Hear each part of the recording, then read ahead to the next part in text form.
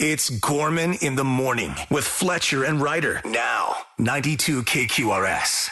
A woman in England named Haley Black went viral for telling the story of how she almost died from yawning too hard. 2 vertebrae in her neck compressed her spine. Doctors gave her a 50-50 chance of making it. Here's her recount.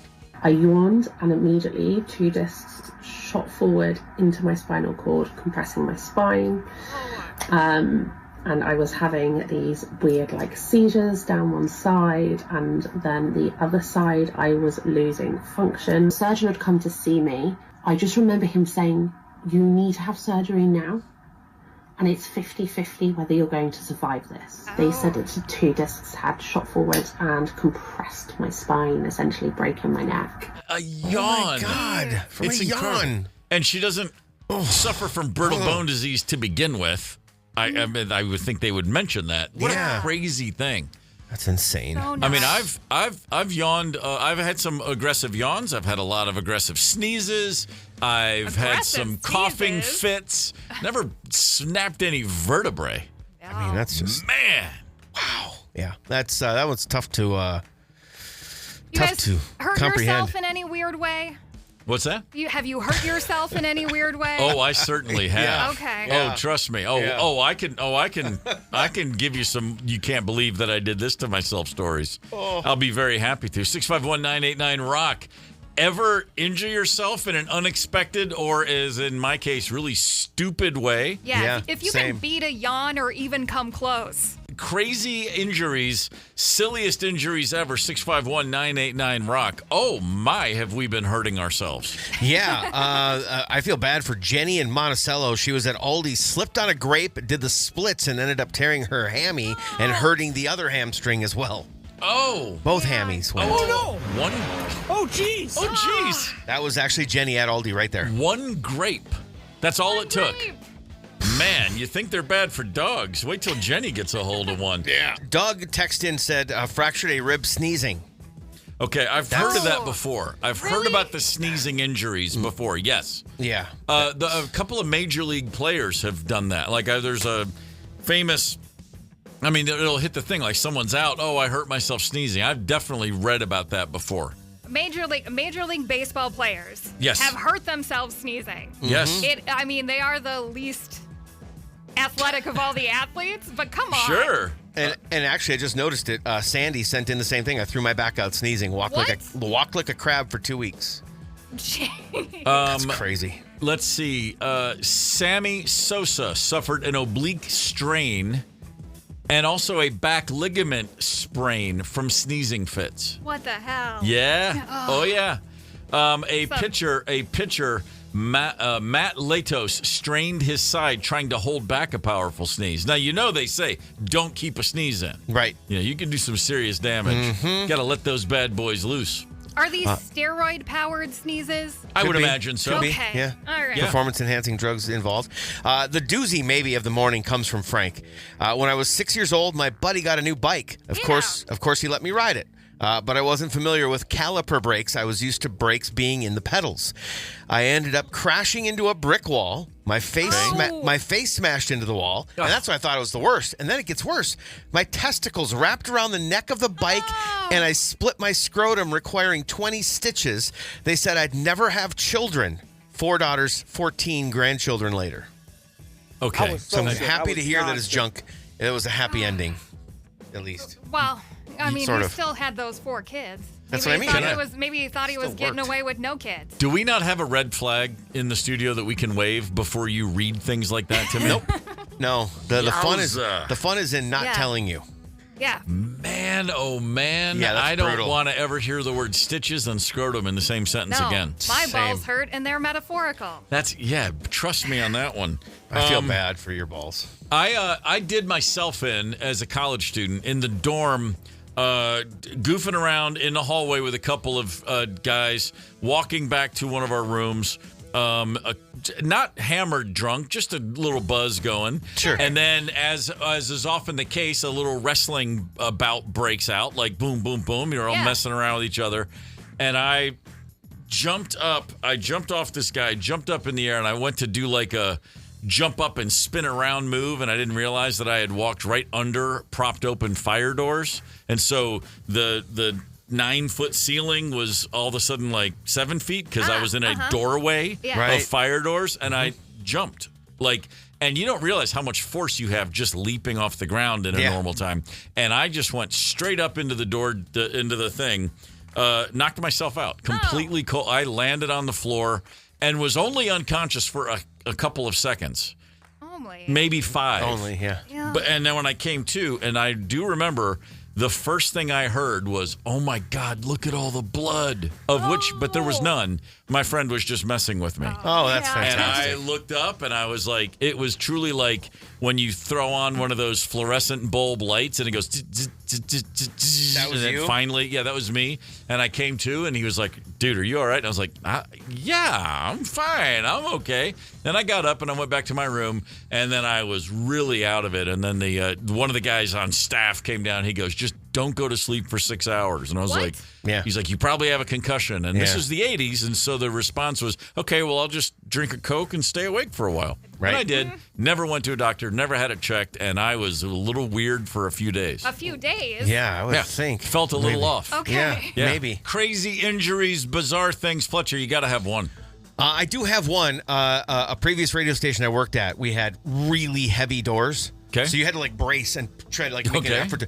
Got it. I had the incredible timing of going to pull that door open while somebody pushed it at the same time. Oh, sure. Oh. And it wrenched my neck. I'm honestly, I'm not talking like a little bit of a crick in the neck. I'm talking like for a solid week I couldn't turn my head. Oh, gosh. And it's the only thing that happened, so that had to be how it happened. I was waiting insane. for you to break your nose. Yeah, Oh, really? God, Yeah, that's no. what I thought it was going to be. No, I'm lucky. Knock on wood, I've never broken anything. Ryder, anything? You're pretty light on your feet. You got good balance.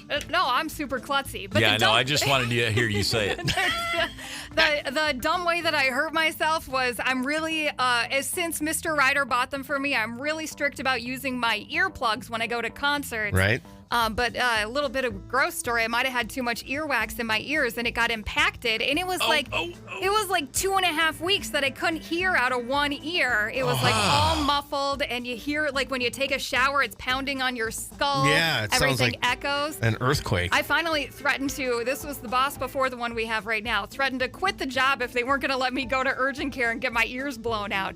It is fantastic to have your ears cleaned. Highly recommend. Yeah. Wait, you can get that done? I really need that done because I bought the stuff you dip in there and it doesn't do anything. No, it doesn't do crap. How do they clear your ears out at the urgent care?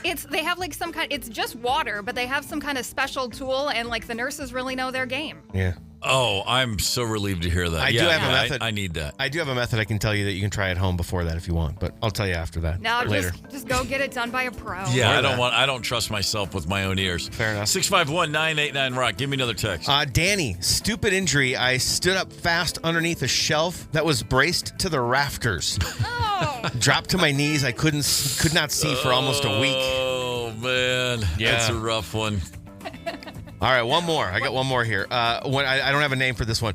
When I was probably 6 or 7, my brother's friends and him were throwing bricks at the streetlight trying to break it. That's what boys do. Yeah. I went out there to get them, tell them to come home, and one hit me right in the head, made it to the yard before I saw blood coming across my face. Brick? Apparently. A brick hit That's Danny what he in says. the head? That wasn't Danny. That's pretty good. No, Danny was the shelf guy. This one we didn't have a name for, and so we maybe can call BS on it. I don't know. Man, no. That's pretty solid. A brick to the head. If you have a story where at any point you go, and then that brick hit me in the head, that's a good story. Yeah. Yeah, for sure. You win. 92 KQRS. Okay, here's today's bargument. All right. And of course, that is the kind of argument you can still maintain and maintain your ground once you've had 3 or 4 drinks. It's a bargument for crying out loud. Yeah. A real simple one. So Stephen Hyden's in studio with us. He saw Oasis in London last week at Wembley Stadium. Let's go the opposite direction. Let's talk about the best club gig you ever saw. The text line apparently is already well lit up. Ryder, you're a punker from way back. You've been to many a rock club. Is there one that stands out? Best club gig you ever saw? I'm going to divert from my punk roots, and I know a little bit earlier somebody said that Tragically Hip kind of embodies Canada, but I'm going to disagree and say that it's actually the Canadian band Anvil, who I freaking adore. Yes, epitomized in the documentary or the rockumentary Anvil, the story of Anvil. Yes. I saw them at the Turf Club, and it was a April 19th, which was a Saturday night. It was the day before Easter, and it was, of course, also 420 Eve. Right. So this was a real sparsely attended show. They had a not very good comedian open up for them. I've never actually seen a comedian open for any band. But then when Anvil came on the stage, there was so much love by the 80 people that were there. Sure. I mean, Lips comes down into the crowd. He plays his guitar solo during March of the Crabs. He sings into the guitar instead of the microphone, and you hear that weird voice thingy. Dude, I'm out of breath just talking about it. All right. That's amazing. I remember Anvil, the story of Anvil. That was an incredible movie. Yes. Great film. All right, the bar has been set, gentlemen. Yeah, it's gonna be hard to top Anvil at the Turf Club. Paul, what comes to mind? Well, I'm just gonna go back to one we've already brought up before because I don't know how it goes up from here. I'll see your Anvil and I'll raise you a Shirley Manson.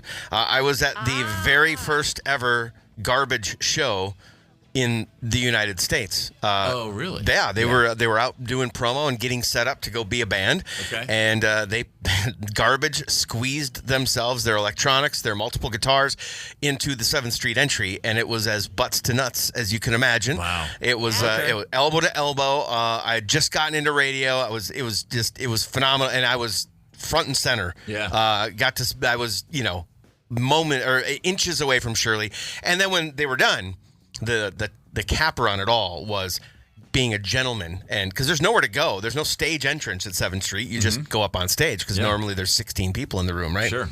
I got to elbow some people out of the way, reach my hand out to Shirley, and help her down off the stage. Wow. Always a gentleman. Coincidentally, didn't wash that hand for a long, long time. Okay, Garbage at the entry's pretty good. One of Wisconsin's finest bands. Not Shirley Manson, but the other three dudes. Wisconsin pride. 100%. Yeah, Butch Vig. Did you clear the path for Butch Vig? No, I was very focused on Shirley Manson. It's interesting. You got one Scot, but it's definitely a Wisconsin band, whereas the band had one guy from Arkansas, but no one thinks of them as a Canadian band. Exactly. That's People just think of them as being one of America's greatest bands, but you only got Levon in there. You got four-fifths Canadian. Still not enough. Keep that crap north of the border. We take them for ourselves. Well, and Fleetwood Mac has a similar thing, too, because they're thought of as like a Southern California band, but it's only Lindsay and Stevie, and you got 3 Brits. And before that, you had 4 Brits and 5 Brits, and the first Brit was the best of all, Peter Green. Oh, my God. Go figure. All right, Hayden, you've been to a million club shows. Is there one that stands alone? Yes, I'm going to go the indie rock route here and say Guided by Voices, one of my favorite bands of all time. December 8th, 2001 at Birdie's in Indianapolis. I don't know if you know that club, Steve. I don't. Oh. It was a hole in the wall, a great show, similar to the Oasis experience. Arm in arm with strangers. They have a Replacements kind of vibe where they drink a lot of beers on stage. So it was, yes, they do. It was a very sloppy experience. It was one of those shows where when the gig is over, your feet is covered. My feet were covered in beer bottles and plastic cups, soaked and sticky. Nice. It was a mess, but it was a glorious mess, and it was one of the best nights of my life. Chicago band, right? No, they're from Ohio. Yeah. Oh, yeah, okay, Akron. yeah. All right, fair enough. Yep. Not Akron, Dayton, Ohio. What am I saying? Yeah, I can't. I can't argue. There's no arguing with any of these. These are all obviously shows you had to be at, and I can feel that. I'm trying to think. I would love to go. I'd love to say the greatest club show I ever saw was the Replacements. It's the funniest one I ever saw. This is mid-'80s Replacements, and it was one of those shows that you kind of hoped to get, which is they were too drunk to play. Oh, man. Or Bob certainly was. They played 1.5 songs as a 4-piece, and then about 5 songs as a 3-piece, and then the show ended. Oh, my God. It was Cantrell's in Nashville, and it was like, oh, that was awesome. Yeah. It was like, I wanted them to play for 2 hours, but I'll take this too, because it's them and we were here. But I don't remember anything about the sound other than like, whoa, they're not in good shape. See, so it wasn't the whole experience. And this is a show I hadn't thought about in forever, and for some reason, probably because it's at the same club. Okay. I saw in 1984 or maybe 85, right when their second album came out, The Violent Femmes. Ooh. And you might not expect a band that's mostly acoustic to blow the roof off the joint, but it really was one of those nights where they played with such energy and fire, and everybody there was having it. You know what I mean? It was like the big, the 200 biggest nerd Violent Femmes fans on earth. We're just like, I mean, like if you were into that band in 1983 and 84, they were it was the coolest, weirdest thing ever. And I mean, it wasn't about Blister in the Sun. That was like, whatever, that one. But what about all these other great songs? And there was just something in the room that night. It was one of those ones where you're just trying to chase that every time you go to a gig.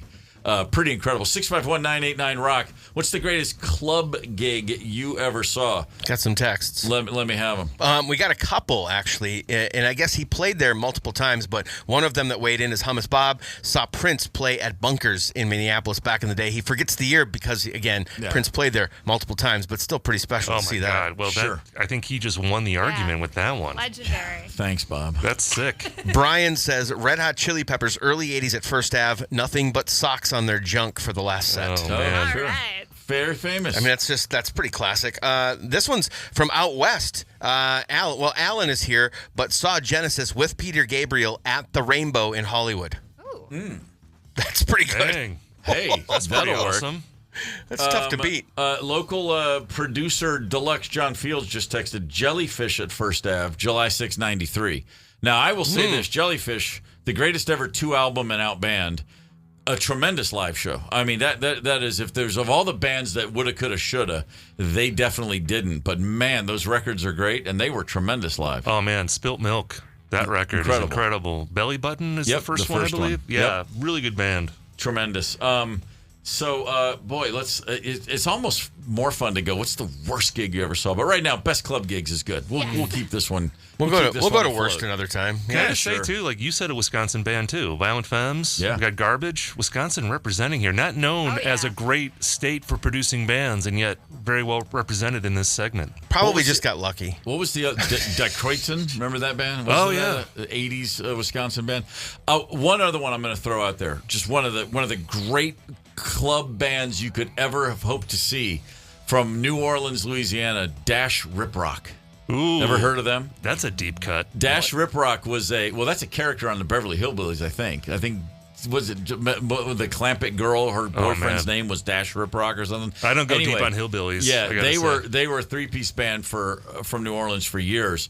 Their original drummer left that band and started a band that still exists called Cowboy Mouth. His name's Fred LeBlanc. He's the lead singer and drummer. Yeah. When he was in Dash Rip Rock, that was the most insane show I've ever seen. He's the only drummer I've ever seen who, with both arms, does Pete Townsend windmills in time while playing drums. You got to see it to believe it. So I'm sure his shoulders still don't do that, but at this age. But he would jump off the kit and he ran across a bar and he jumped from bar stool to bar stool. It was like a gymnastic. It was like a Gymkata outtake. In the middle of a rock show while drinking beer and playing drums. I've never seen anything like it. So, and they would, but all three guys, they just tore it up. They were one of those bands where, like, you were never going to make it because you couldn't possibly be in a room bigger than a club. Like, it wouldn't translate the same way. Gorman in the morning. Coming right back. 92 KQRS. Streaming from 92KQRS.com. Gorman in the morning is back. 92 KQRS. Acme Comedy will be having the summer showcase with Trevor Anderson, who's in studio. You have a 4-year-old. Yeah, she'll be 4 in July. She will be 4 in July. A lot of content comedy. Are you mining for gold as a dad with sleep deprivation and all the rest? She sleeps all right. It is kind of the curse of the comedian to be like, anytime you have an experience, to be like, oh, is that a bit? Right. I went camping with my family for the first time last. My wife and I were great at camping, just us. Right. We were like, let's bring in the toddler last year, Oh, and boy. the whole time I was just like. Mm-hmm. Is there a bit here? And to be honest, we just had a good time, and that's fine too. She did say, like, we went to the porta potty or whatever that the state park had, and she goes, "Hey, Dad, I think there's a spider in here. Don't tell it to go in my butt." Okay, so I was like, that's good to know that starts right from birth. Sure. The fear that a spider's going to go in your butt. I like the fact that she thought you would, in fact, tell the spider to do that. Yeah, I know all the spiders. What other things are you telling wildlife to do in a day? My God. I don't know. My wife's a deer hunter, so I usually really? tell those deer, stay off the road. Yeah, no, I got you. Yes. Go to the hunting land. I'm just envious that Trevor's still in the segment of fatherhood where the child believes that you're capable of everything. You know what I mean? Yeah. Look up at you with absolute reverence, like you can talk to spiders. Yeah. You're in the golden era right now, my man. Yeah, I'm sure tomorrow she'll be like, "I hate you, Dad." But, I'll take it as long as I can get it. No, If she doesn't tomorrow. it won't. In a decade, she Yeah, will. it won't be tomorrow. It's a long ways off, but Yeah. then it lasts a long time. But they come back around, right? She'll be like, They "You're do. a comedian?" They do. I didn't know you were funny. I've never That'll be heard the one line, right? funny thing out of your mouth, old man. Get me another grilled cheese. Connect with us on the KQ Talk and Text line. 651-989-ROCK. That's 651-989-ROCK. 92 KQRS. All right, here we go. A Vietnamese restaurant in a town called McDonough, Georgia, which is just south of Atlanta. Okay. It's a suburb, if you will. Maybe an exurb if you want to get crazy and pick nits. Is that an outer suburb? Is that what that I is? believe that's what that is. Okay. A woman is in this restaurant. She has an 8-month-old baby with her. The baby's making a little noise, occasionally screaming, yelping, letting out baby noises. And a gentleman gets up, comes over, and says, "Hey, can you please have your baby be quiet?" And it led to a bit of a spat between the two. And, of course, as this is 2025, the mom posted the whole thing up in a TikTok video. So this gentleman here is telling me to tell my 8-month-old to stop screaming Ooh. because he has sensitive ears. I know it's loud, but he's an adult. He can leave, and he chooses not to leave. He's choosing me to tell me to take my baby out because he has sensitive ears. That's a lot of screaming. Child, sir.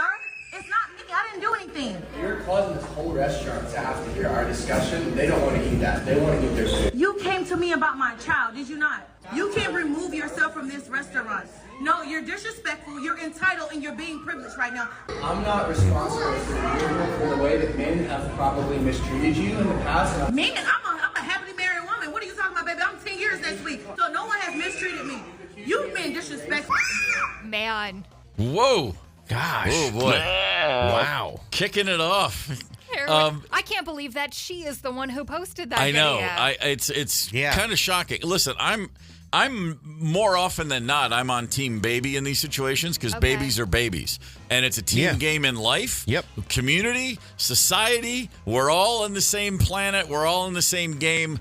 And you know what? But then again, I think I probably had a very different reaction to things like that before I had my own kids. Once I had my own kids and my own screaming babies, if I hear another screaming baby, I don't even notice it because I don't have to do anything about it. It's not my responsibility. I will sit next to a baby on a plane happily. Right. And if that baby freaks out, I don't even care. I just put on the headphones. It's like, it's not mine. I don't have to work hard. I don't have to worry about how this impacts other people.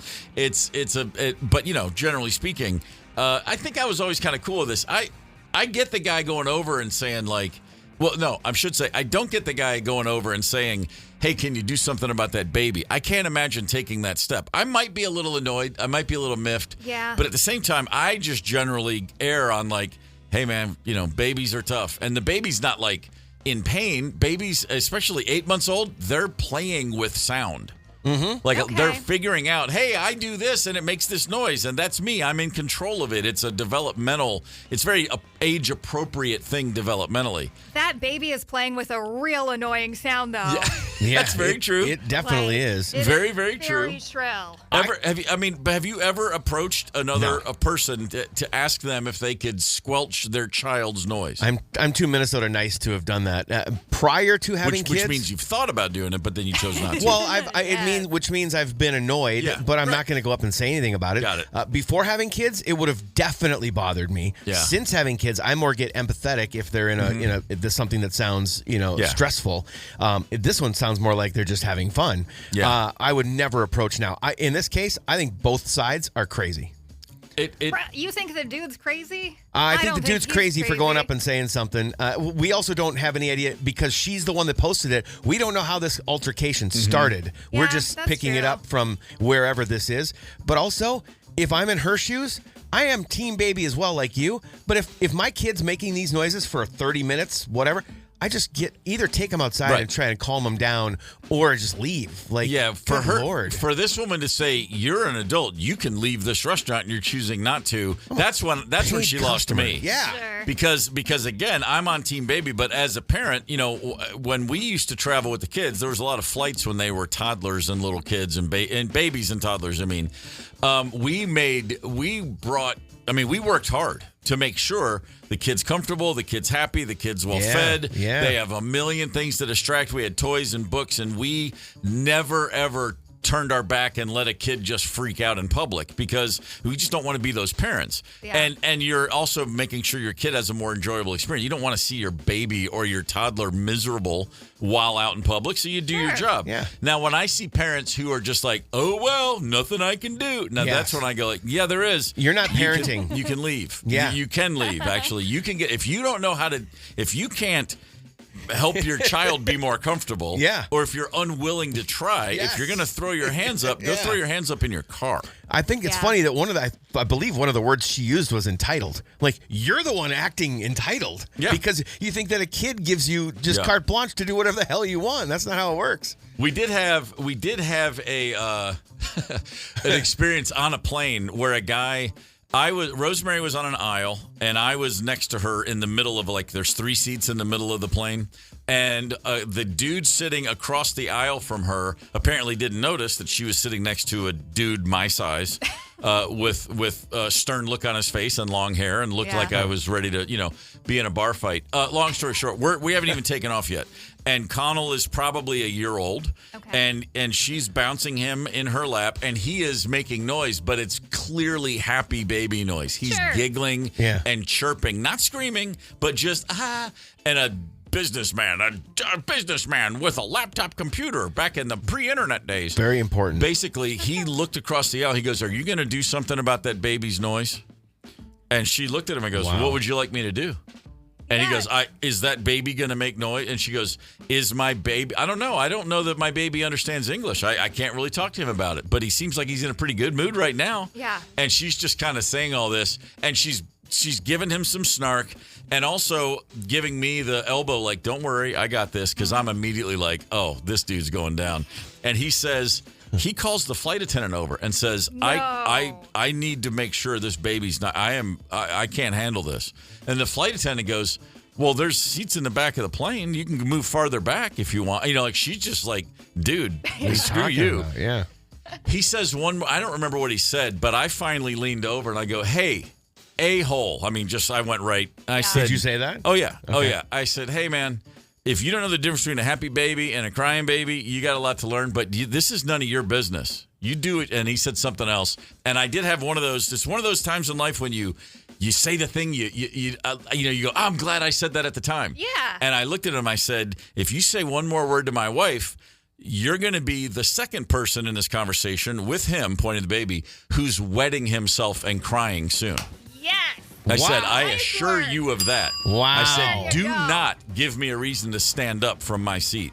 And that guy looked at me, and he weighed it for about 3 seconds, and I clearly had a good look on my face, and he just turned back to his own little bubble. Plumping away and by the way, every person sitting around us, the whole flight was like, what a happy baby. He's so cute. Everybody was they were like, going out of their way to tell us rub what it an into him. awesome baby we had. And the flight attendants couldn't have been better. I always wonder where that guy is right now. I hope he fell and hurt himself.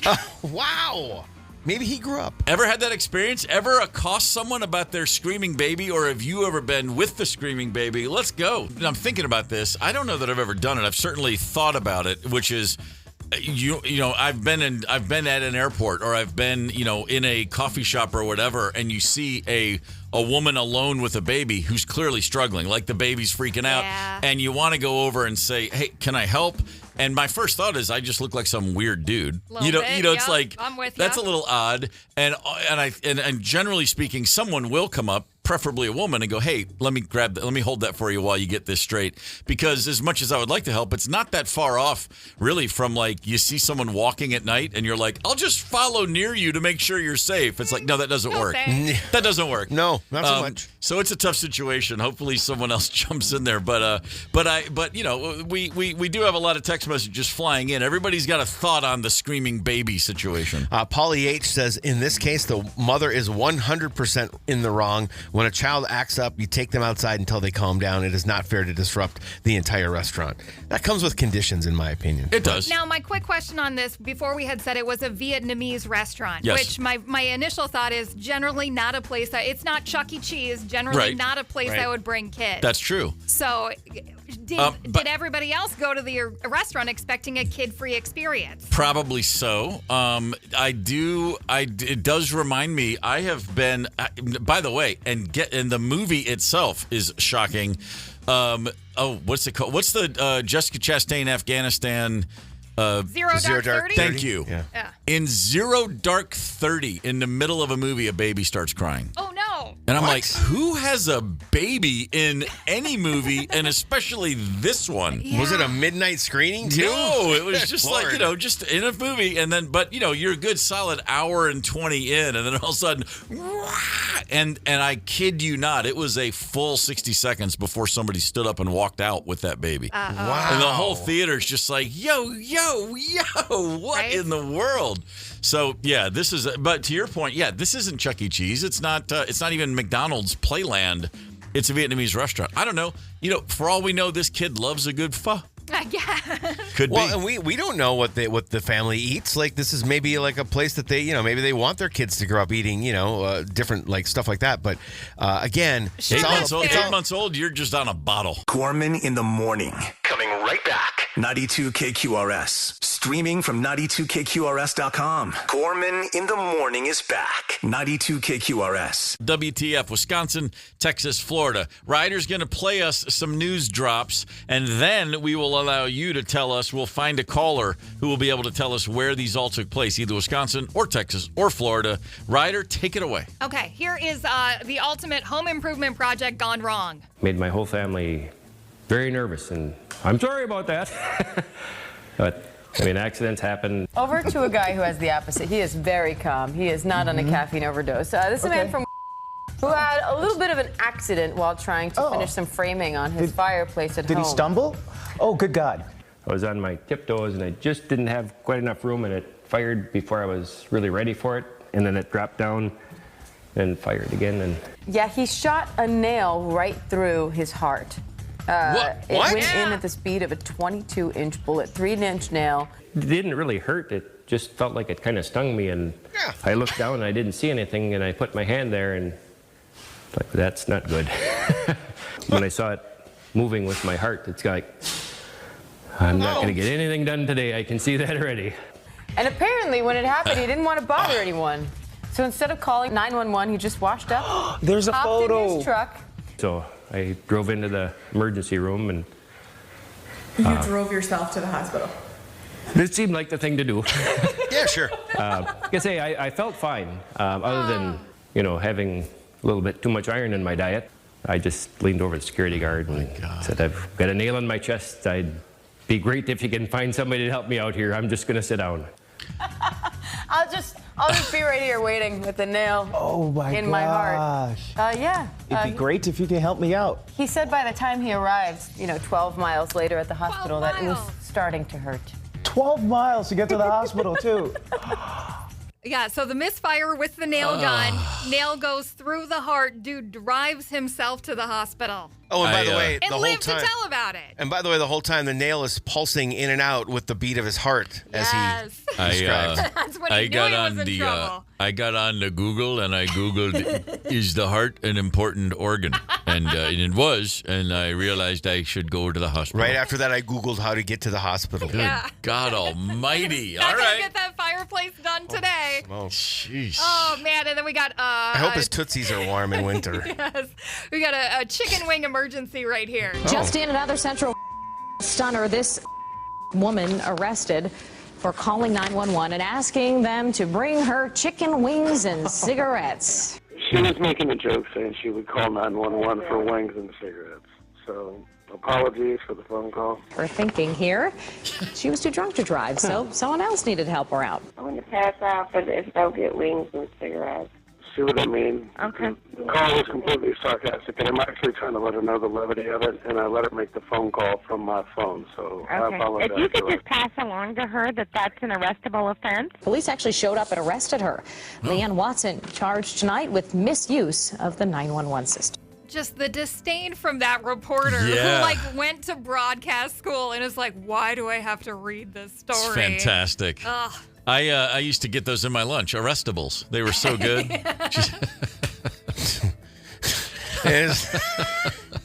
All right. I don't know why I thought that was funny, but I do. It's funny. Did you take it in your lunch box? Yeah, you know it. Next to your thermos? Yes.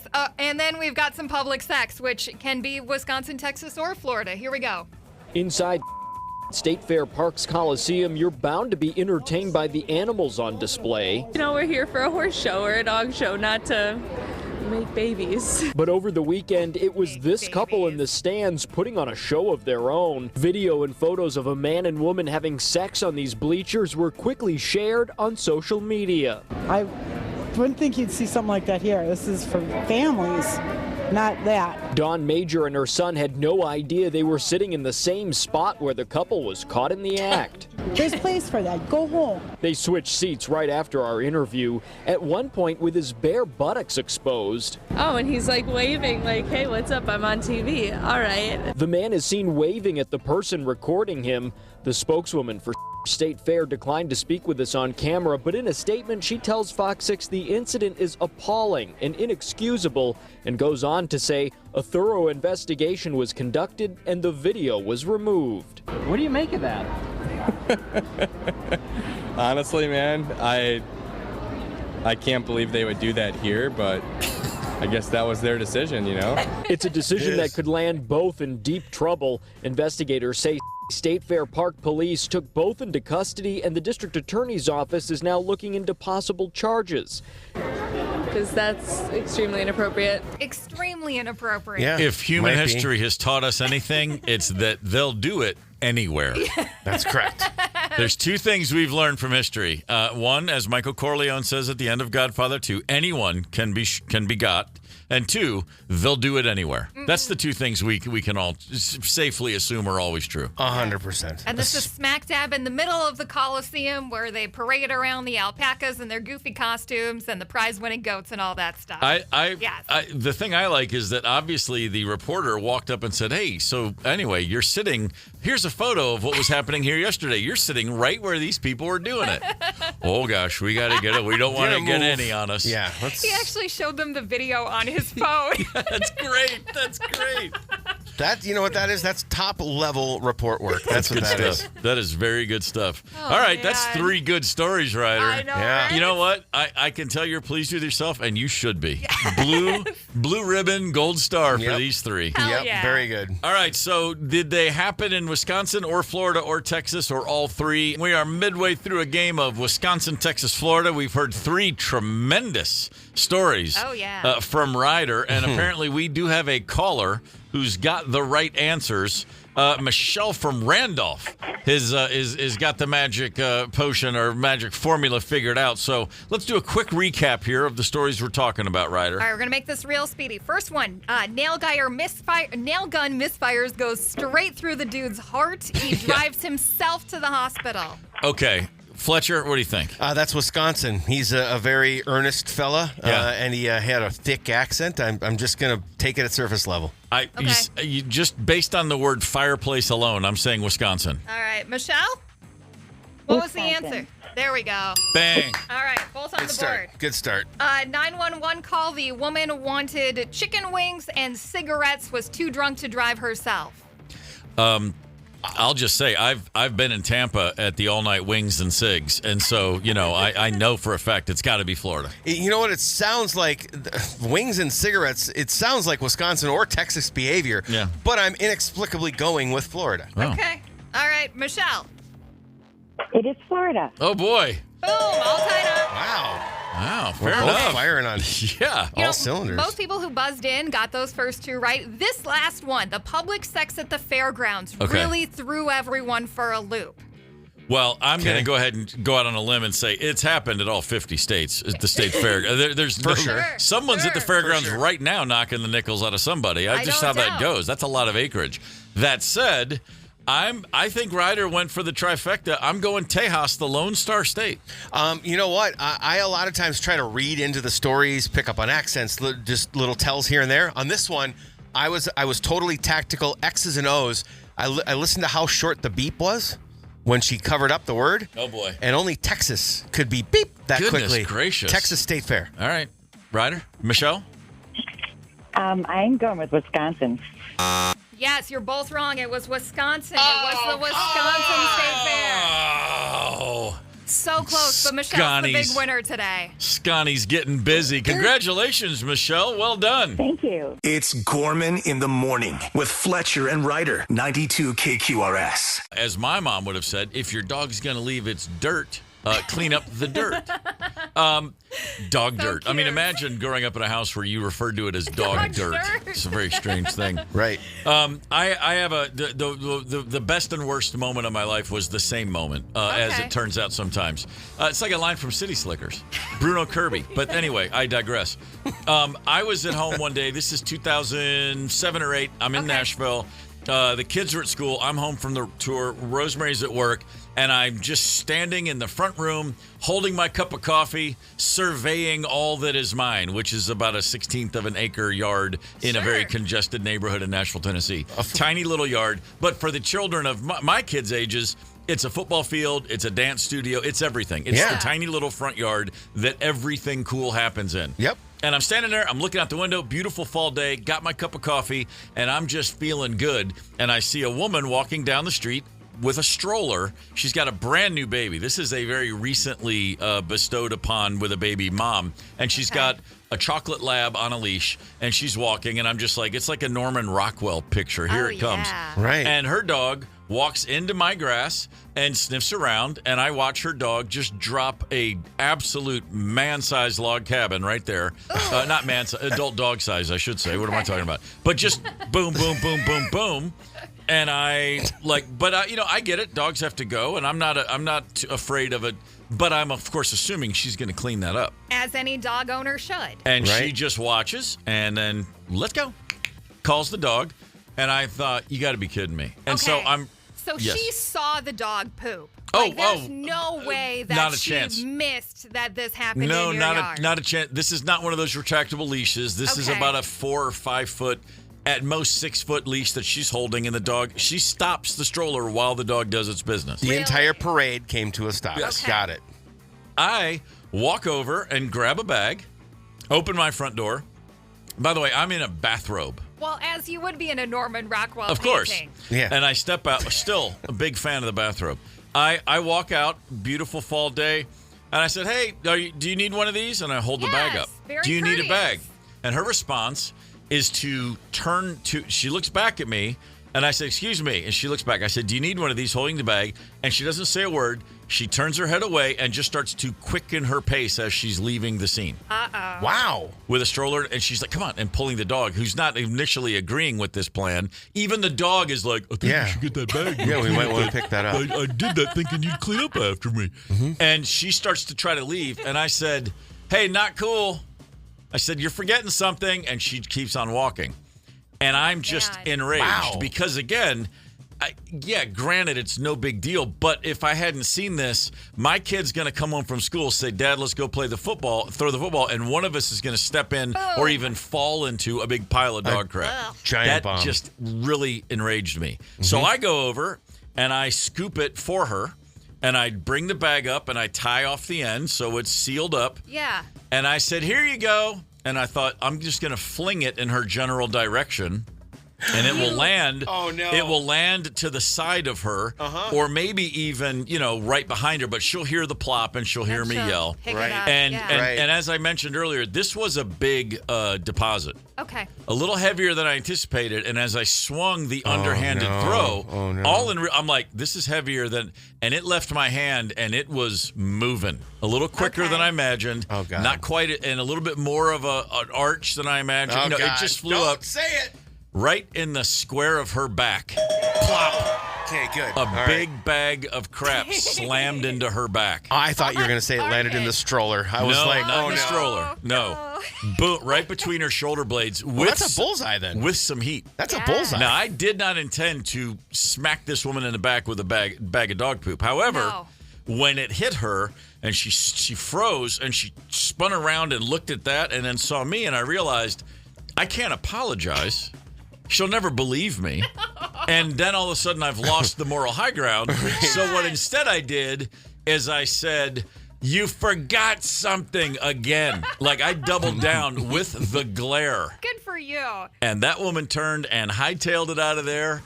And I never saw her again, ever, That's on my weird. street. And we lived in the neighborhood's a lot of walkers. You see all the same people. Yeah. And I never saw her again.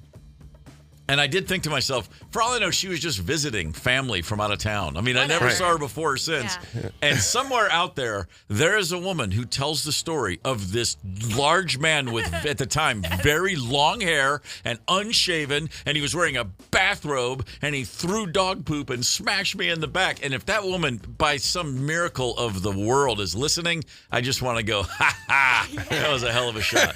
I didn't mean to do it, but man, I'm glad now with all the hindsight. It's like, yeah, that's what you get. You just left dog crap in my kid's yard. Gorman in the morning. Coming right back. 92 KQRS. Streaming from 92KQRS.com. Gorman in the morning is back. 92 KQRS. Bert Kreischer is now, of all things, on the phone with us. Bert, good morning, sir. Good morning. The Burt Reynolds of comedy, I like to call him. Hey, I take that as a huge compliment. Yeah, you do. He was the man. He was the man growing up in Florida. I remember when he bought uniforms for the Florida State Seminoles, and they were bright yellow, and he made them wear them. Sure he did. Who's going to argue with Burt Reynolds back in the day? That guy had some juice, man. My goal was, the other day I got drunk and I got on the Burt Reynolds auction site of like things that all the good stuff's gone. I wanted a belt buckle. Uh-huh. Man, that's tough. How many auction sites have you been on drunk in your life, would you say? A lot. Yeah, sure. Yeah, don't act like it's just Burt Reynolds. Come on, man. That's not the kind of rabbit hole you only go into once. That's the end for all of us, really. It's just an auction site. One day, people's like, I'll take one of his ties. Sure. Yeah, right. And then, and you tell people, but you know what? It would never, listen, if we bumped into each other and you were wearing a tie, well, I'd say, what are you wearing a tie for? But then if you said, well, this belonged to Burt Reynolds, I'd take a moment. I'd stare at it really hard and think, holy crap. I have a bunch of Jerry Garcia ties. I bought those. Oh, but he had his own tie. He had his own line of ties. That's right. But I got a couple Jerry Garcia ties. I have some stuff from Jimmy Buffett. No kidding. Wow. I saw the Grateful Dead a couple months before Jerry died in Florida at Tampa Stadium. Did you see the Dead with Jerry back in the day? I don't know. Now, I'd like to tell you yes, because that's how my memory reflects it. Right. And I don't want to steal that memory from myself. So I'm not going to question it. So the answer is, yeah, I saw them in Tallahassee. Has the Dead ever played in Tallahassee? I Googled it one night drunk. No, they haven't. No. I'm pretty sure it was Fish. Okay. Well, listen, don't let the truth get in the way of a good story. If you saw the Dead in Tallahassee, I'm going to assume it was an awesome night. Well, I was talking to my buddy Tom, and we were saying, he's like, did you ever see Jordan play? I said, yes. I saw Jordan play, and I saw Nirvana. The Smashing Pumpkins opened up for Nirvana in Tallahassee. And he goes, really? And I go, yes. He's like, is that real? I go, I don't know, but that's the memory I have. And he's like, well, don't you want to find out if that's real? And I said, no, because I have that memory. Like, I have the memory. So why question it? Because in essence, what is it really? It's just the memory. And if you have it, why lose it based on truth, right? Sure.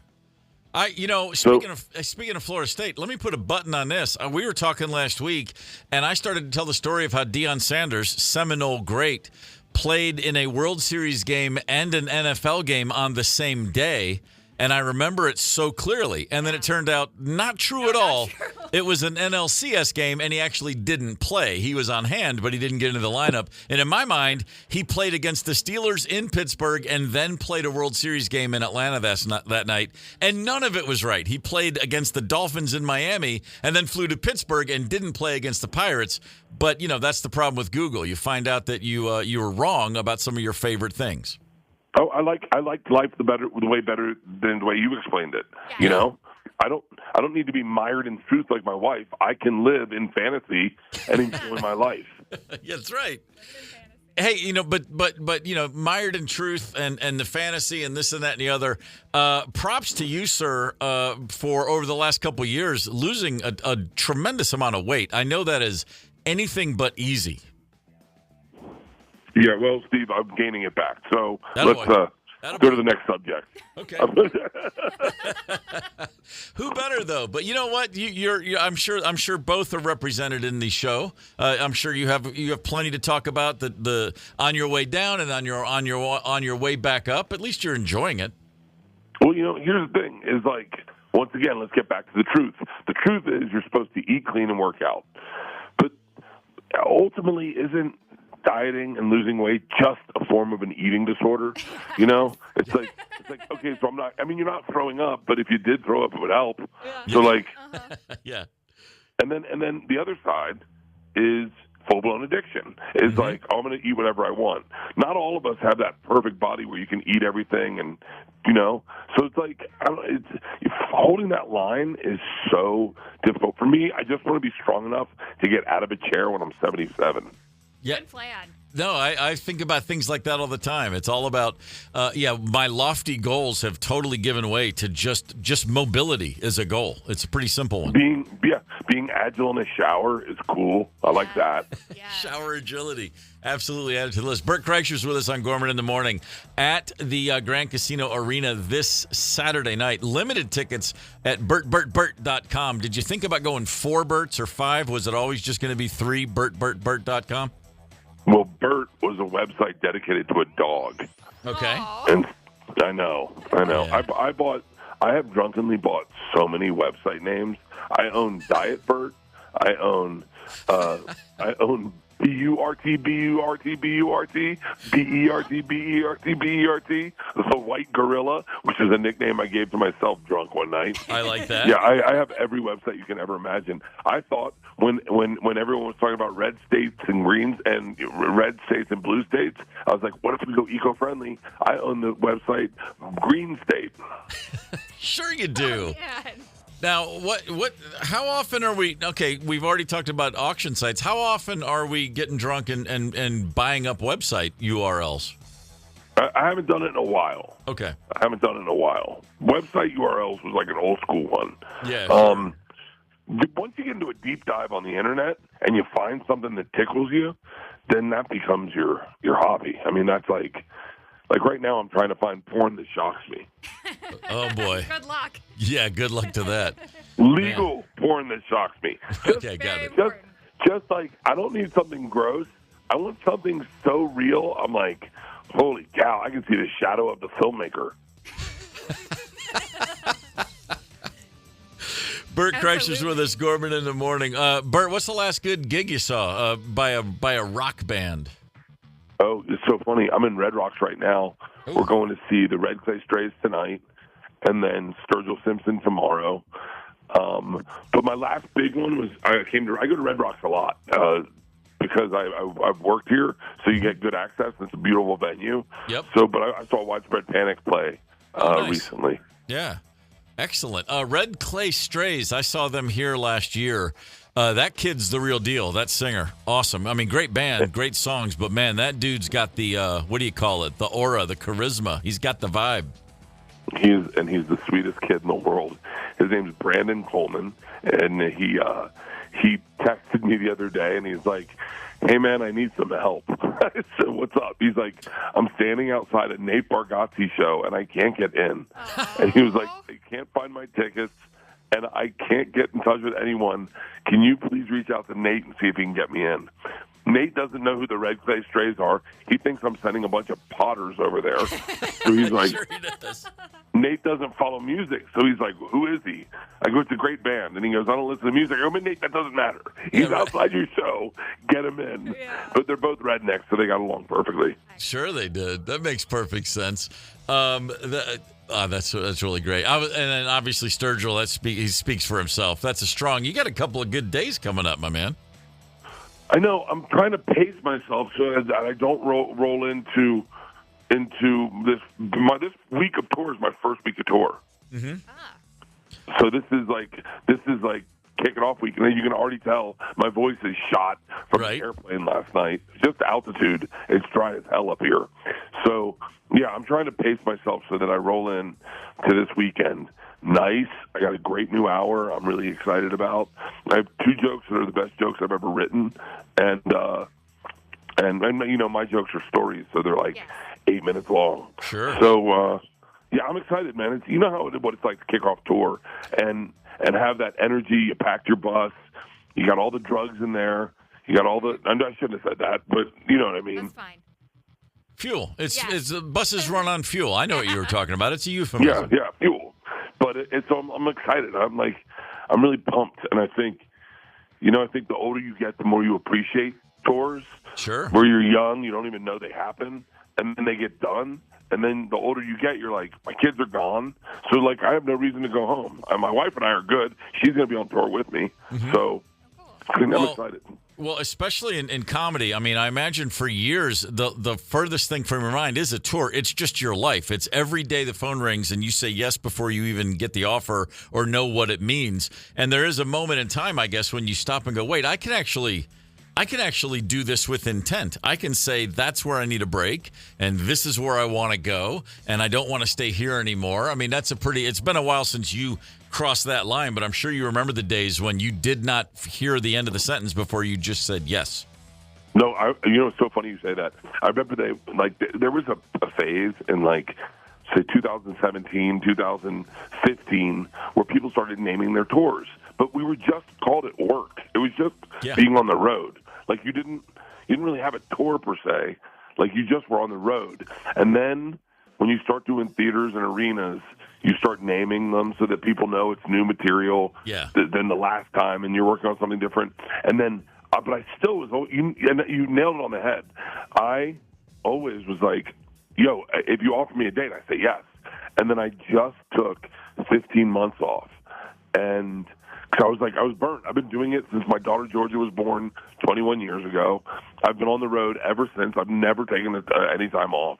And I took 15 months off, and man, it was the best thing I ever did. I was talking to Louis C.K. the other day backstage, because Louis was the one that was like, you should take time off. You should take time off. He took off a year. He was like, trust me, take off a year. And I came back so energized with such a different perspective on stand-up and such a wider, look at what I'm doing on stage as opposed to just, filling in holes, It was amazing. That's fantastic. I definitely can relate to that. I mean, the best thing every musician does is when they do also take a break for a little while. You get away from it, and just to sort of re-plug in again and have a different perspective. It certainly works in music. I would imagine the exact same thing in comedy. Bert Kreischer's on the horn with us at the Grand Casino Arena this Saturday night. Did you watch the Emmys last night by any chance?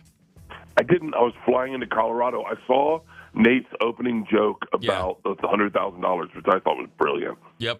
Well, I'm just curious if you were picturing yourself up there. You got a show coming out soon. You're actually moving into acting somewhat, yes? Yeah, I just shot my series at Netflix called Free Bert. Nice. It's so funny. I was just watching clips, and I saw Seth Rogen won every Emmy there was to win, I guess. Yeah. And I was like, well, I'll never be that guy. And then all of a sudden I see Nate and Leanne Morgan, who are friends of mine, and I was like, well, I wonder if I could be that guy. Yeah, sure. No, I don't know. I don't know. I don't look at I don't mean this crappy, but Emmys don't really move the needle for stand-up comedy, you know? Sure. Yep. Like good specials do. And I'm not saying that the best specials weren't the ones nominated, but they weren't the most viewed, I don't think. Mm-hmm. And so, you know, it's you really just want to comedy's just for the fans. And the best stuff sometimes isn't the stuff that gets acknowledged. And, you know, like, I'm trying to say, I'm sounding crappy about the Emmys, and I don't mean to. But, you know, it's like, look, St. Gillis didn't get nominated for an Emmy, and that's one of the best specials I've seen, you know? Yep. And it's because of the subject matter. The subject matter that is often the fans' favorite is not what the Emmys enjoy. Sure, of course. Does that make sense? It absolutely makes sense.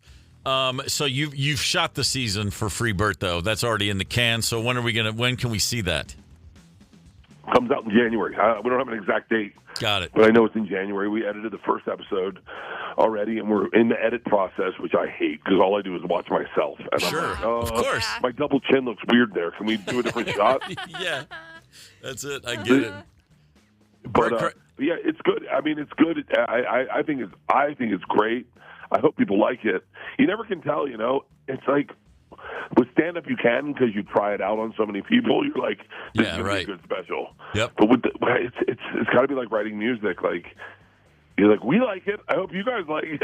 That's exactly right. Burt, last thing. You and I go to a gym right now. I'm going to give you 10 free throws, no warm-up. How many are you going to hit?